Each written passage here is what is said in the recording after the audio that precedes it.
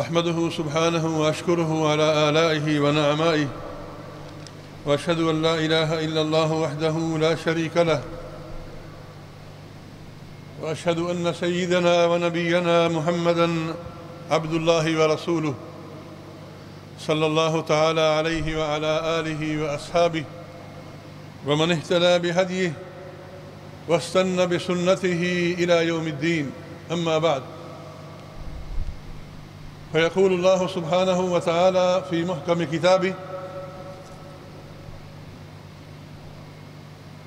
أعوذ بالله من الشيطان الرجيم. بسم الله الرحمن الرحيم. يا أيها النبي إذا طلقتم النساء فطلقوهن لعدتهن وأحصوا العدة واتقوا الله ربكم لا تخرجوهن من بيوتهن ولا يخرجن إلا أن يأتين بفاحشة مبينة إلى آخر ما جاء في هذا السياق المبارك الكريم. معزز سامعین، کسی بھی معاشرے کا خاندانی نظام اس کی بنیادی اکائی ہوتا ہے. خاندانی نظام کی مضبوطی معاشرے کی کامیابی کی ضمانت ہوتی ہے. مضبوط خاندانی نظام نسل انسانی کی بقا، حفاظت اور سلامتی کی ضامن ہوتی ہے. مغربی تمدن اور نئی تہذیب نے گھر پاش پاش کر دیا ہے، اور گھریلو نظام میں جو بگاڑ پیدا ہوا ہے اس سے طلاق کی شرح میں خطرناک حد تک اضافہ ہوا ہے. الرجال قوامون علی النساء کی بجائے مساوات کا نعرہ دیا گیا، اور اس نعرے کی وجہ سے صنف نازک پر ظلم ڈھایا گیا. اب صنف نازک کو یہ کہتے ہوئے کوئی مسئلہ نہیں ہے کہ تمہارے پاس ڈگری ہے تو میرے پاس بھی ڈگری ہے، تمہارے پاس جاب ہے تو میرے پاس بھی جاب ہے، اور اس طرح میاں بیوی میں اور تو کی کیفیت میں گھر خراب کر دیا. یاد رکھیں، میاں بیوی میں بگاڑ پیدا ہونے سے سب سے زیادہ خوشی شیطان کو ہوتی ہے. حدیث میں آتا ہے کہ آقا دو جہان صلی اللہ علیہ وسلم نے فرمایا، شیطان اپنی کرسی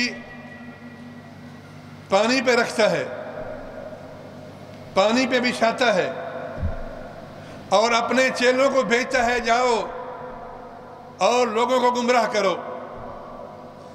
پھر جب وہ واپس آتے ہیں پوچھتا ہے، بھائی تم نے کیا کیا ہے؟ ایک بولتا ہے میں نے زنا کروایا ہے، دوسرا کہتا ہے میں نے قتل کروایا ہے، تیسرا بولتا ہے میں نے یہ کروایا ہے. کہ تم نے کچھ نہیں کیا، تم نے کوئی بڑا کام نہیں کیا.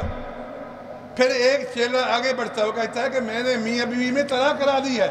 کہتا ہے شاباش، تم نے اچھا کام کیا ہے، تم نے کمال کا کام کیا.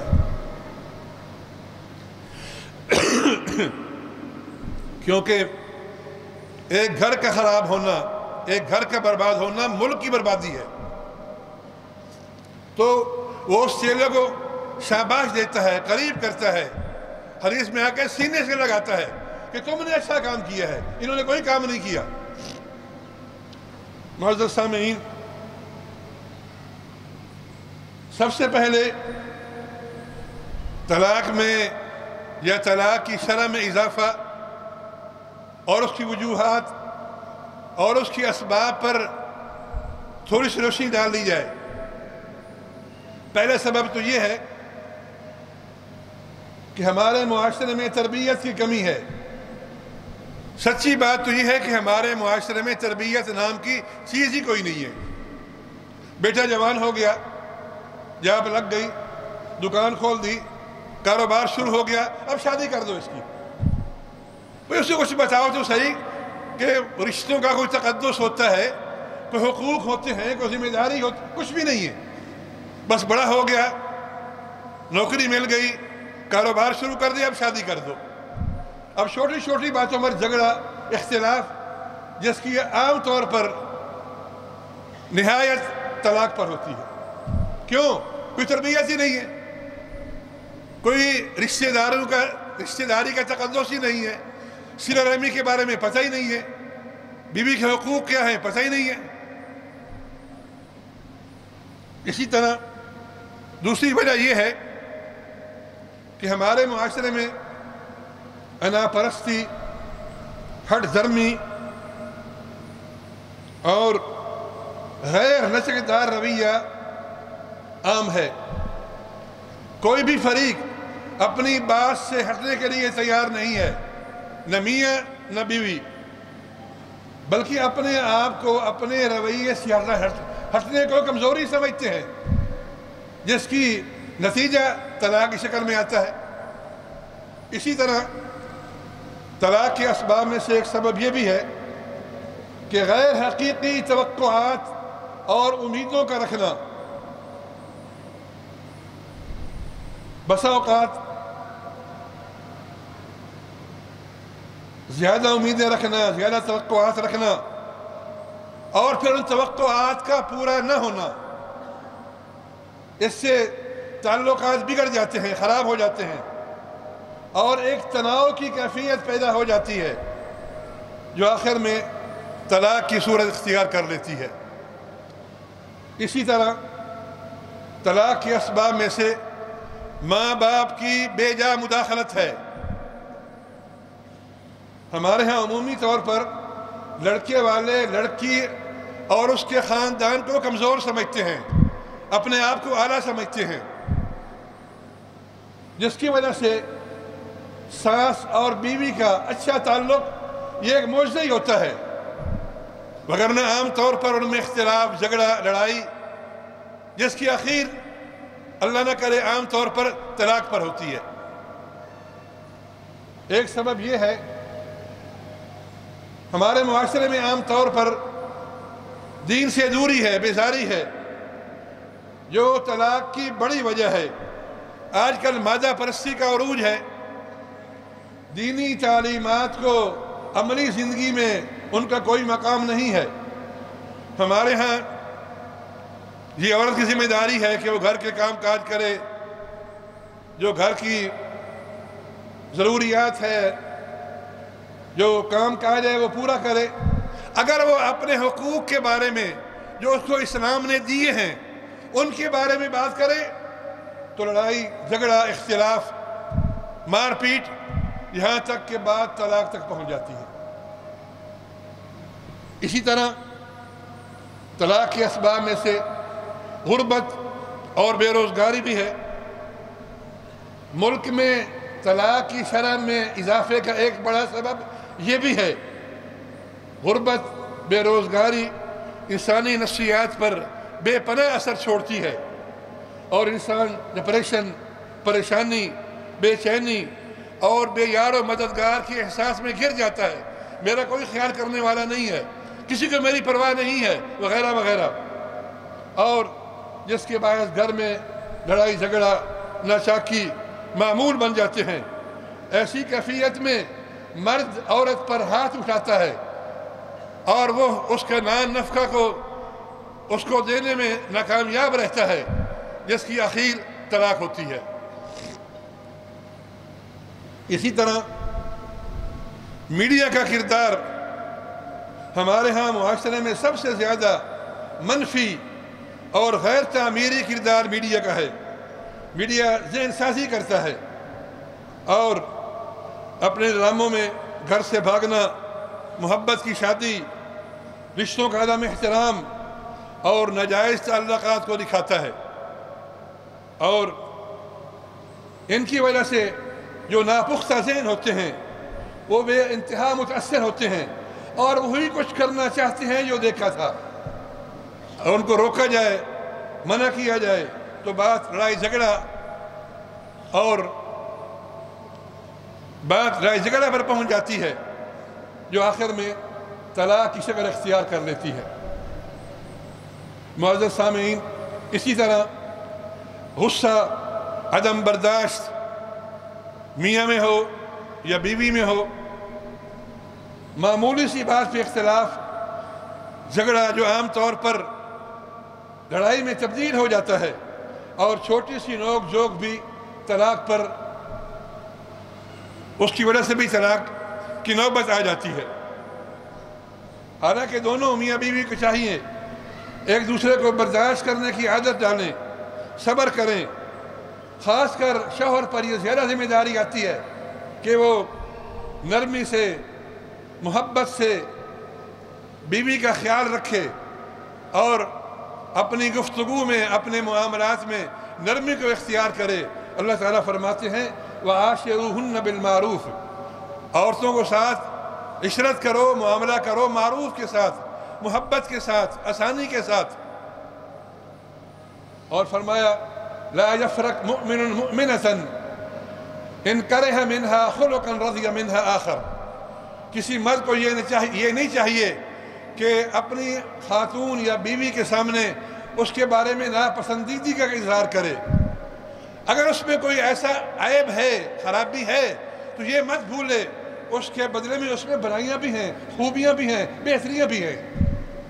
ایسا انسان کوئی نہیں اس میں سارے خوبیاں ہو، یہ نہیں ممکن ہے۔ تو اگر اس میں کوئی ایسی چیز ہے جو آپ کو ناپسندیدہ ہے، تو یار وہ چیزیں بھی تو ہیں جو آپ کو پسند ہے۔ اور نبی کریم صلی اللہ علیہ وسلم کا ارشاد گرامی ہے خیرکم خیرکم لأہلہ وانا خیرکم لأہلی، تم میں سب سے بہتر آدمی وہ ہے جو اپنے گھر والوں کے ساتھ بہتر ہو، اور یاد رکھو میں محمد صلی اللہ علیہ وسلم تم سب سے زیادہ اپنے گھر والوں کے ساتھ اچھا معاملہ کرتا ہوں۔ تمہارے لیے تو آپ صلی اللہ علیہ وسلم بہترین قدوہ ہے، نمونہ ہے۔ جب آپ یہ فرما رہے ہیں ہمیں کیوں نہیں اختیار کرنا چاہیے؟ معزز سامعین، قرآن کہتا ہے ہن لباس لکم وانتم لباس لہن، عورتیں تمہارا لباس ہیں، تم ان کا لباس ہو۔ کیا مطلب؟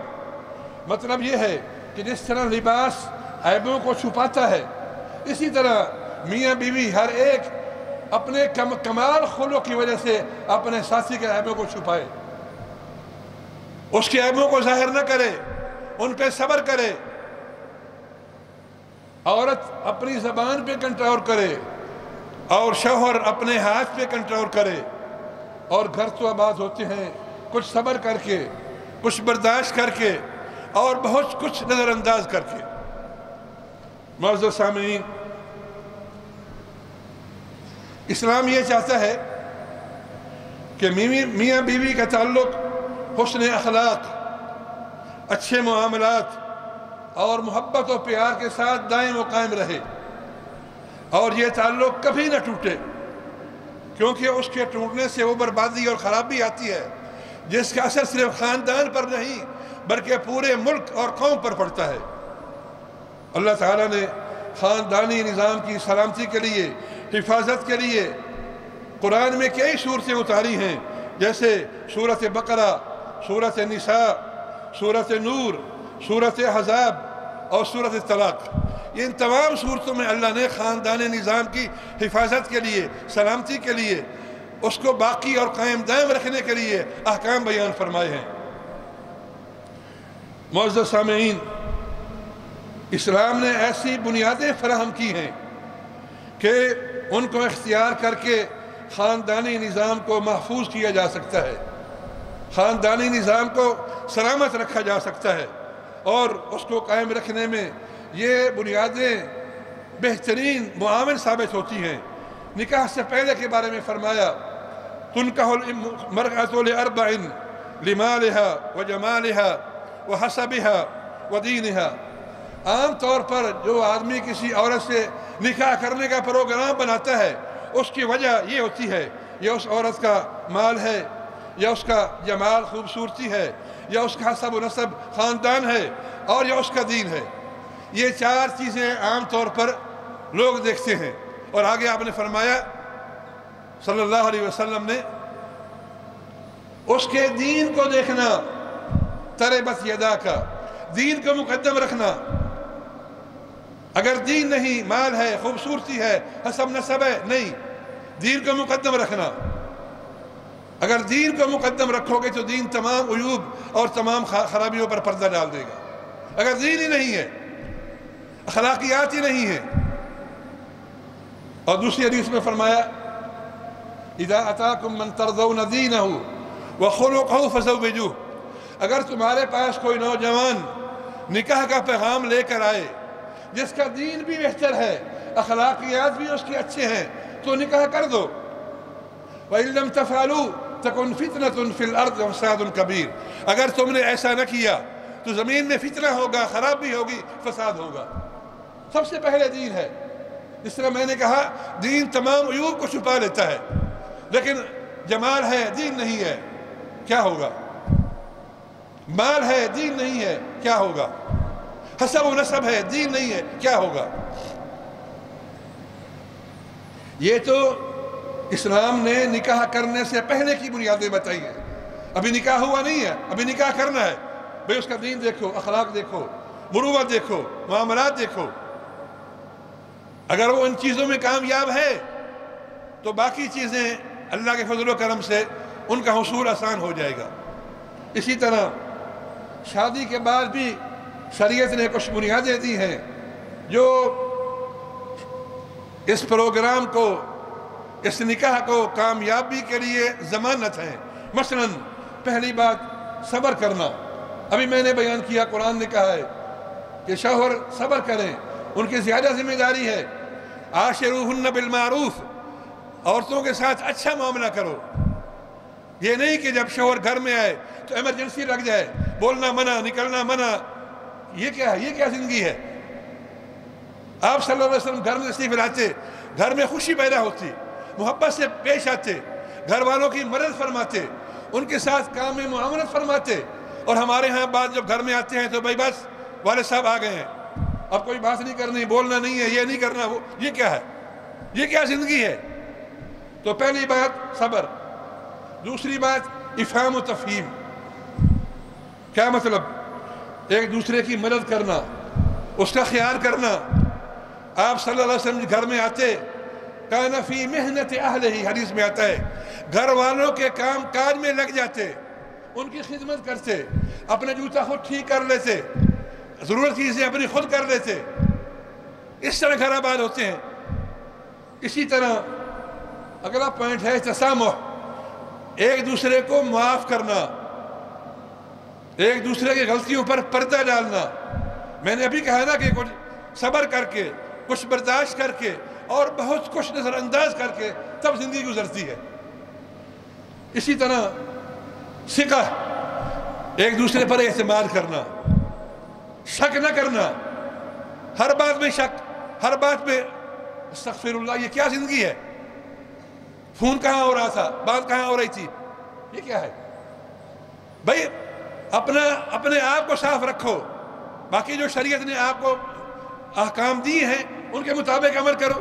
لیکن ایک شک کی بنیاد پر گھر کو برباد کرنا، گھر خراب کرنا، یہ شریعت کے احکام میں سے نہیں ہے.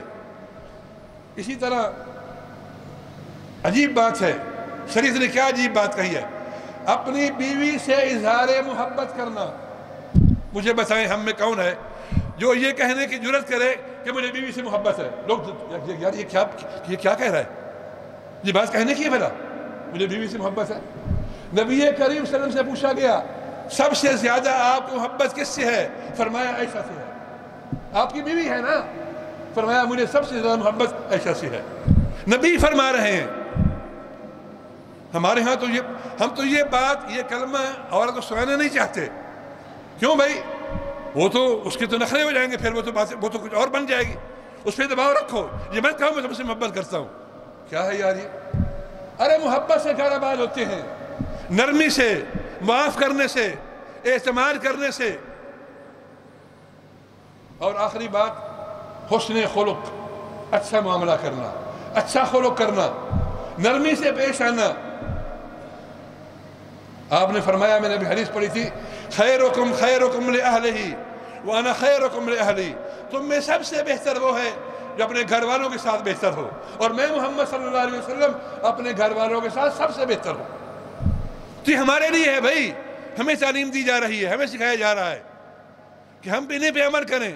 آپ کو اپنا قدوہ بنائیں، آپ کی تعلیمات پہ عمل کریں، آپ کو اسوہ حسنہ بنائیں۔ یہ وہ چند پوائنٹ ہیں جو زندگی کو کامیاب بنانے کے لیے ضروری ہیں۔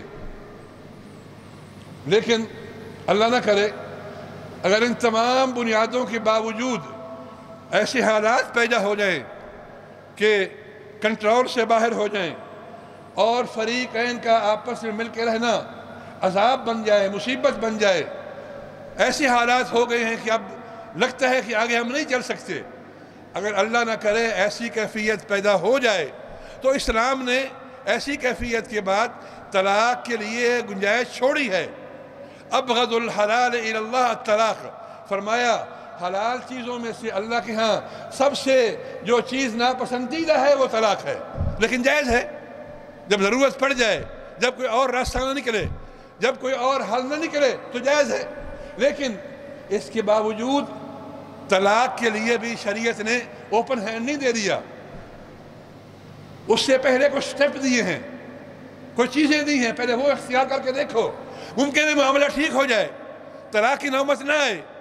قرآن کہتا ہے واللاتی تخافون نشوزہن فعظوہن، اگر عورت کے ساتھ ایسی کیفیت پیدا ہو گئی ہے، حالات خراب ہو گئے ہیں، طلاق دے دیں فوراً نہیں، پہلا قدم اٹھاؤ، فعظوہن، ان کو نصیحت کرو، ان کو سمجھاؤ، محبت سے بات کرو، آپ کریں، آپ کا باپ کرے، اس کا باپ کرے، اس کی ماں کرے، اس کو سمجھاؤ تم غلط کر رہی ہو، یہ نہیں کرنا چاہیے۔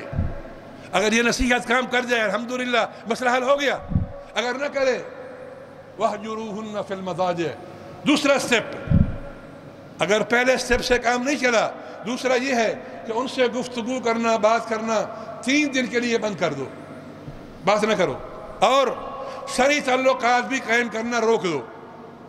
ممکن ہے اپنی غلطی کا احساس ہو جائے اور وہ ٹھیک ہو جائے، اگر اس کے کرنے سے بات بنتی ہے تو الحمدللہ مسئلہ حل ہو گیا۔ اس سے بھی کامیابی نہیں ہوئی، اگلا سٹیپ کیا ہے؟ وَضْرِبُوهُنَّ، ان پہ تھوڑی بہت سختی بھی کر سکتے ہو، یہ نہیں کہ اس کی ہڈیاں توڑ دو، نہیں، حدیثوں میں آتا ہے کہ مسواک کے ساتھ اس کو تھوڑا سا وہ بھی کر سکتے ہو، یہ نہیں کہ اس کو مارنا پیٹنا ہے، ہڈیاں توڑنی ہے۔ حضور نے فرمایا لَن يَضْرِبَ النِّسَاءَ خِيَارُكُمْ، جو تم میں بھلے لوگ ہیں، اچھے لوگ ہیں، وہ عورتوں پہ ہاتھ نہیں اٹھائیں گے۔ اور آپ کے بارے میں آیا مَا ضَرَبَ خَادِمًا لَهُ وَلَا امْرَأَةً لَهُ قَطْ، آپ نے کبھی بھی اپنے کسی خادم پر، اپنی کسی بیوی پر ہاتھ نہیں اٹھایا۔ لیکن اگر ڈرا دھمکا کے اس کو سمجھایا جا سکتا ہے، دھمکی دی جا سکتی ہے، تمہیں چھوڑ دوں گا، طلاق دے دوں گا، یہ کر دوں، اگر اس سے بات بنتی ہے تو بناؤ، اگر بن جائے الحمدللہ، نہیں بنی آخری سٹیپ جو ہے وہ قرآن نے بتایا ہے حکم من اہلہ و حکم من اہلہا، چوتھا سٹیپ یہ ہے کہ سمجھدار لوگ اس کے گھرانے میں سے اور آپ کے گھرانے میں سے، عزیز ہو، کوئی رشتہ دار ہو، کوئی بڑا ہو، دونوں ملیں، دونوں کی بات سنیں، کیا شکایت ہے، کیا پرابلم ہے، ان کو سمجھائیں، اگر اس طرح بات بنتی ہے تو ضرور بنائیں۔ قرآن نے، اسلام نے طلاق ایسے اوپن نہیں کر دی کہ کوئی بات ہوئی طلاق، کوئی بات ہوئی طلاق، یہ کیا مذاق ہے؟ اتنے سٹیپ کرنے کے بعد اگر بات بن جائے تو الحمدللہ، اللہ کا شکر ہے کہ بات بن گئی، طلاق تک نوبت نہیں آئی۔ اچھا اگر اب بھی بات نہیں بنی، اب کیا کریں؟ سارے راستے اختیار کر لیے ہیں، سارے سٹیپ اختیار کر لیے ہیں، اب کیا ہوگا؟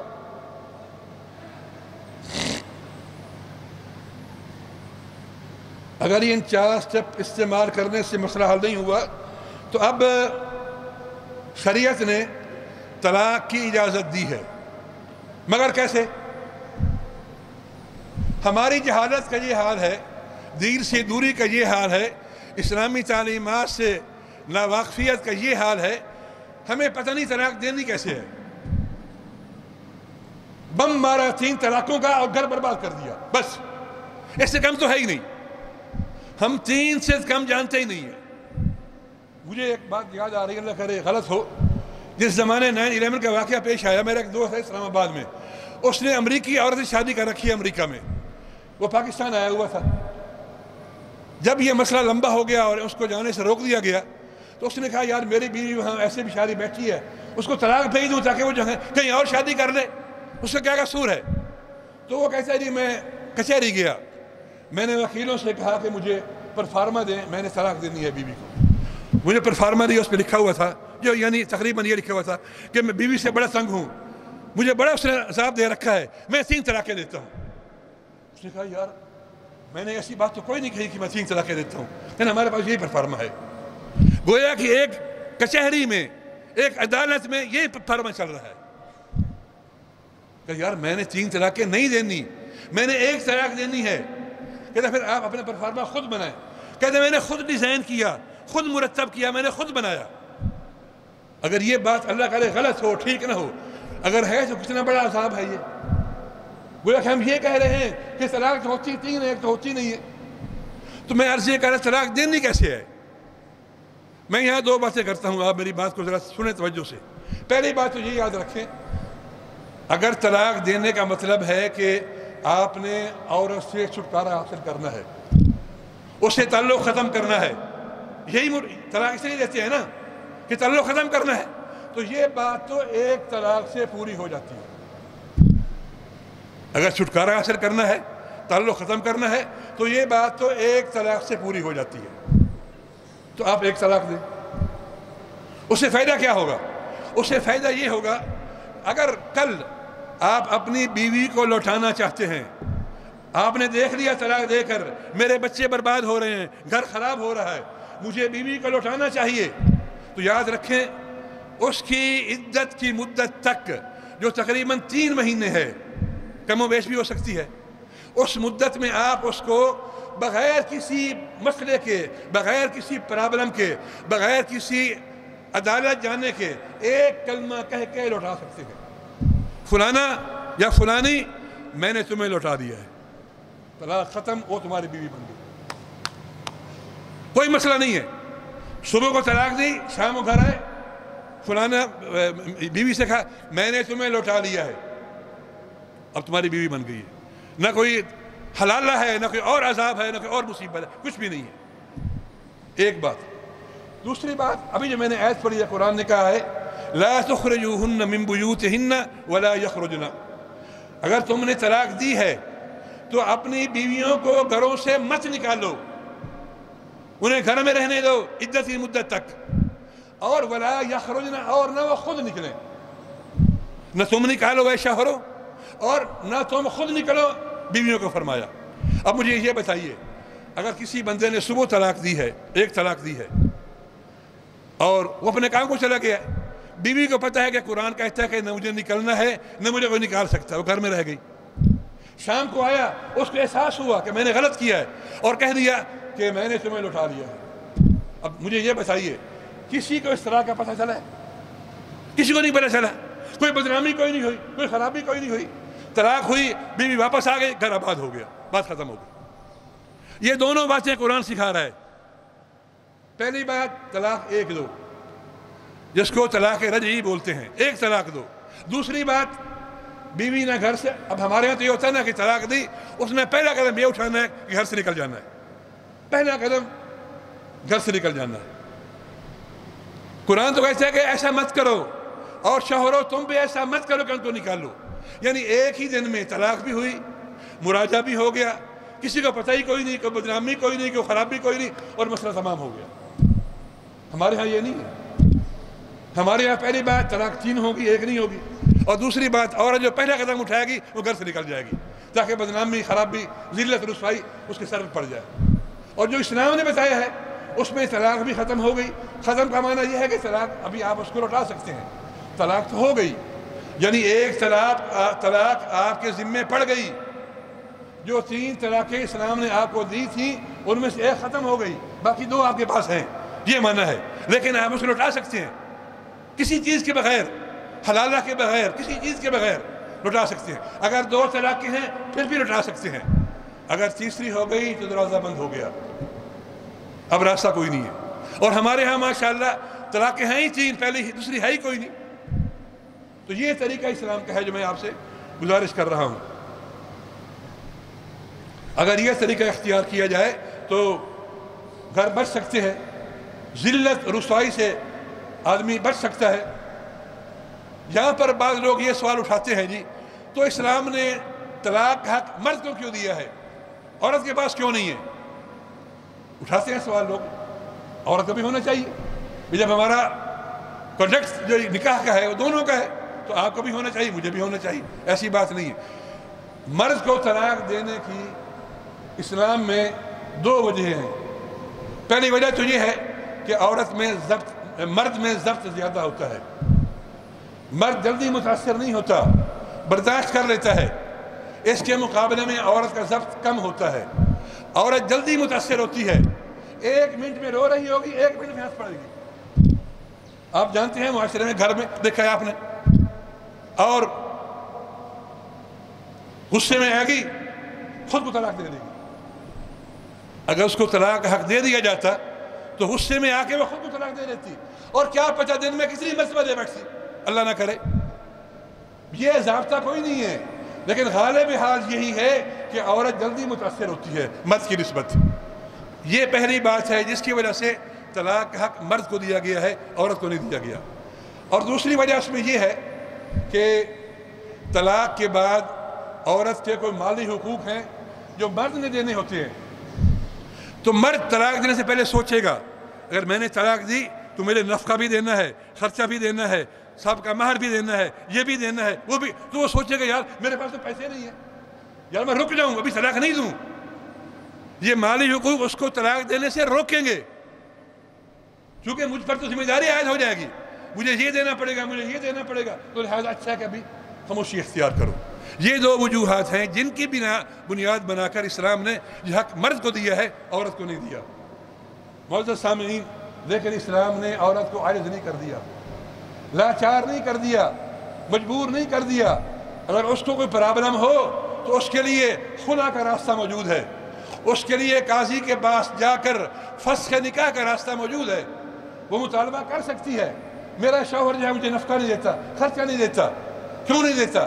اس کو بلاؤ کہ میرے پاس پیسے نہیں، اچھا یا اس کو نفقہ دو یا طلاق دو۔ عورت باہر چلا گیا ہے کام کرنے کے لیے، نوکری کرنے کے لیے، 6 مہینے، سال، 2 سال ہو گئے، خاتون چاہتی ہے کہ شوہر گھر پہ آئے، اس کو لکھو کہ گھر پہ آئے، نہیں آتا قاضی طلاق دے دے۔ یعنی عورت کو مجبور نہیں کر دیا گیا، اس کے راستے بند نہیں کر دیے گئے، اس کے لیے بھی راستے کھلے ہیں۔ معزز سامعین، یاد رکھیے اسلام میں طلاق وہ جائز ہے جو طلاق سنت کے مطابق ہو۔ کیا مطلب؟ کون سی طلاق ہے جو سنت کے مطابق ہوتی ہے؟ پہلی بات، طلاق 1 دے، یہ سنت کے مطابق ہے۔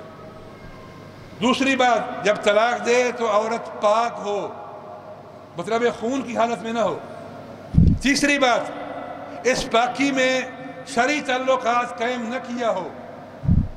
چوتھی بات، طلاق دینے کے بعد اس کو چھوڑ دے یہاں تک کہ اس کی عدت پوری ہو جائے۔ یہ 4 باتیں اگر پوری ہے تو یہ طلاق شریعت کے حکام کے مطابق ہے، وگرنہ یہ طلاق بدعتی ہے۔ کیا مطلب؟ شریعت کے خلاف ہے۔ وہ کیا ہوتی ہے؟ وہ طلاق جو حالت حیض میں دی جائے خون میں، یا وہ طلاق جو حالت میں نفاس میں دی جائے، بچے پیدا ہونے کے بعد جب عورت کی کیفیت ہوتی ہے۔ تیسری بات، وہ طلاق جس میں مرد عورت کے ساتھ شرعی تعلقات قائم کر چکا ہو۔ تیسری بات۔ چوتھی بات، 3 طلاقیں اکٹھی دینا۔ یہ چاروں کیفیتیں طلاق کی شریعت کے خلاف ہیں، ممنوع ہیں، بدعت ہے، شریعت کی مخالف ہیں۔ لیکن اگر کوئی ایسا کرے گا طلاق تو واقع ہو جائے گی مگر گناہ گار ہوگا۔ اب رہی بات 3 طلاقوں کی، حدیث پاک میں آتا ہے، ایک آدمی آیا، یا رسول اللہ میں نے اپنی بیوی کو 3 طلاقیں دے دی ہیں۔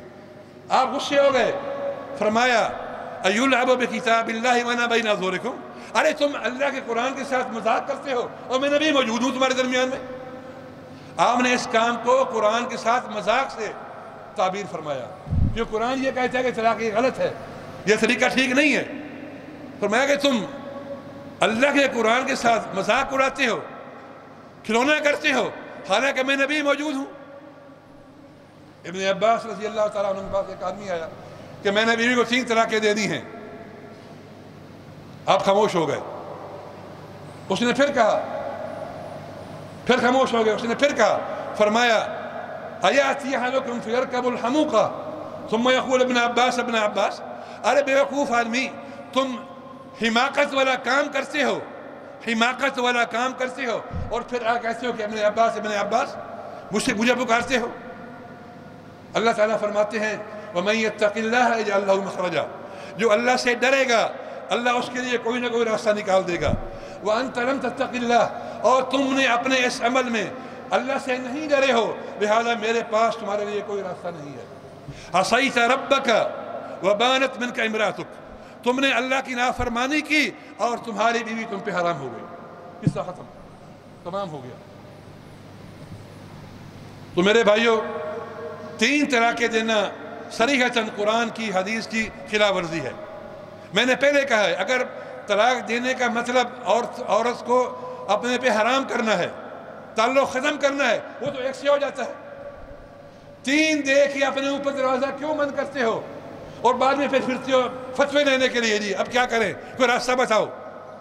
اور اخیر نوبت آ جاتی ہے, اللہ نہ کرے, اللہ محفوظ رکھے, حلالہ پر.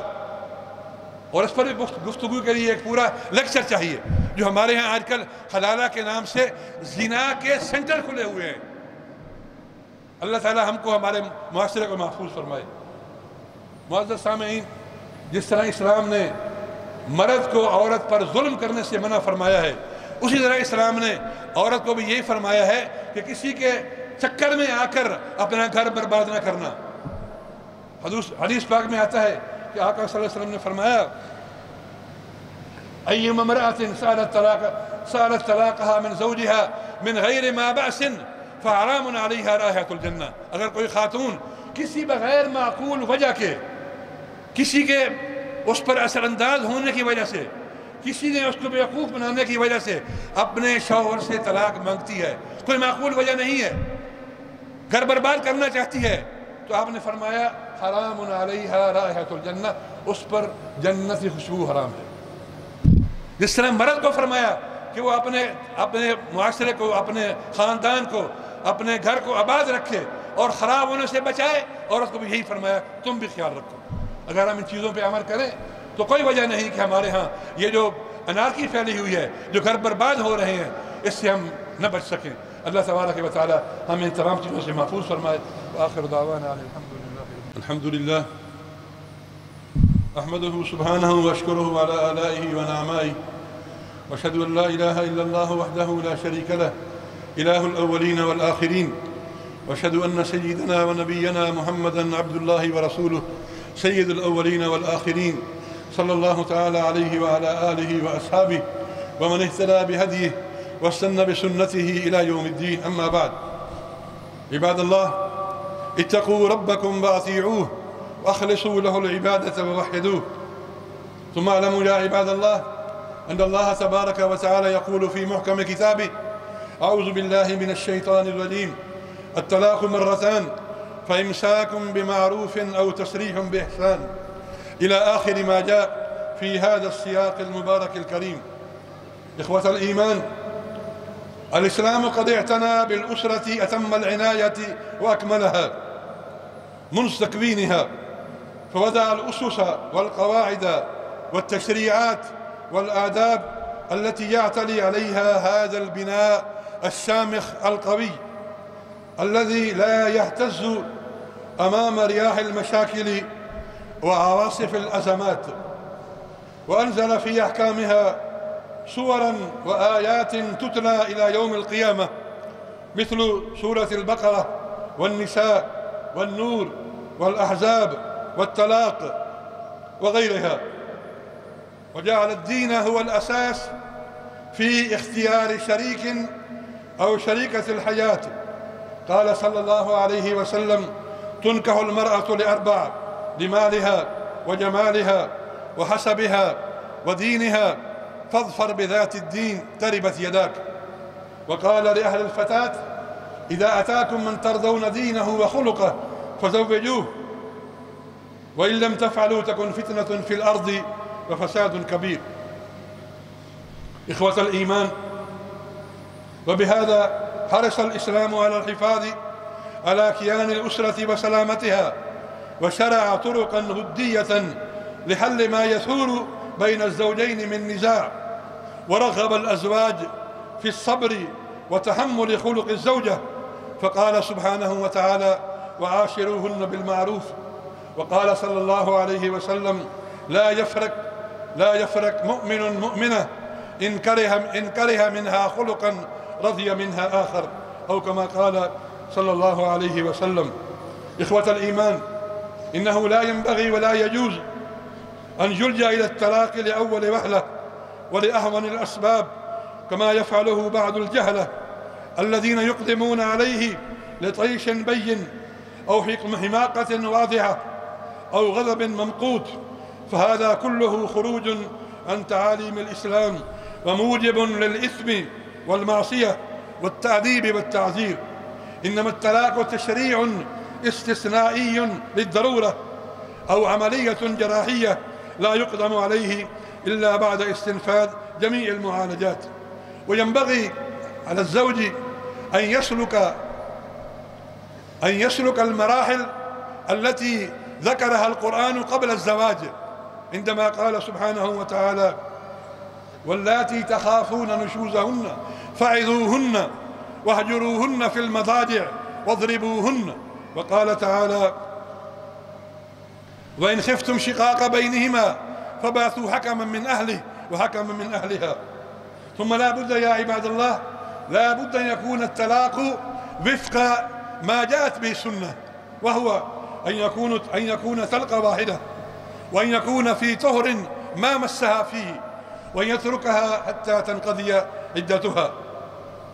ولا يجوز أن يكون الطلاق بطريقة مخالفة للسنة، وهو أن يطلقها في حيض أو في نفاس أو في طهر مسها فيه، أو أن يطلقها ثلاثا. الطلقات الثلاث مخالفة لتعاليم الإسلام ومعصية لرب الأرباب. جاء رجل إلى النبي صلى الله عليه وسلم وأخبر أنه طلق زوجته ثلاثا، فغضب صلى الله عليه وسلم وقال: أيلعب بكتاب الله وأنا بين أظهركم؟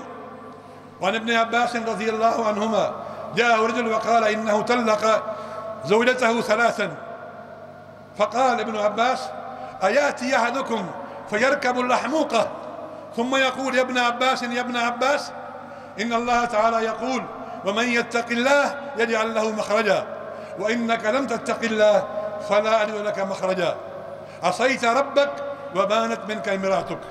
بارك الله لي ولكم في القرآن العظيم وبهدي سيد المرسلين، والحمد لله رب العالمين. الحمد لله والصلاة والسلام على رسول الله وعلى آله وصحبه ومن والاه. إخوة الإيمان، إن المعروف والحسن والجميل وهو أن يسود هذه الحياة، أن يسود الأمن والاطمئنان والمحبة والجميل والمعروف هذه الحياة، سواء اتصلت حبالها أو انفصلت عراها. ولا يجوز أن يكون نية الأذى عنصرا من عناصر هذه الحياة، ولا يتحقق هذا المستوى من السماحة إلا بالإيمان بالله واليوم الآخر. قال تعالى: وإذا طلقتم النساء فبلغن أجلهن فأمسكوهن بمعروف أو سرحوهن بمعروف ولا تمسكوهن ضرارا لتعتدوا. عباد الله، ألا صلوا وسلموا على النبي الكريم والرسول العظيم، فقد أمر الله تبارك وتعالى بذلك في كتاب المبين، فقال عز من قائل عليما: إن الله وملائكته يصلون على النبي يا أيها الذين آمنوا صلوا عليه وسلموا تسليما. اللهم صل وسلم وبارك وأنعم على عبدك ورسولك سيدنا محمد، وارض اللهم عن خلفائه الأربعة أبي بكر وعمر وعثمان وعلي، وعن بقية أصحاب نبيك أجمعين، وعنا معهم بمنك وكرمك يا أرحم الراحمين. اللهم اعز الإسلام والمسلمين، اللهم انصر دينك وكتابك وسنة نبيك وعبادك الصالحين. ربنا آتنا في الدنيا حسنة وفي الآخرة حسنة وقنا عذاب النار. عباد الله، قوموا إلى صلاتكم فإنها تنهى عن الفحشاء والمنكر ولذكر الله أكبر والله يعلم ما تصنعون وأقم الصلاة.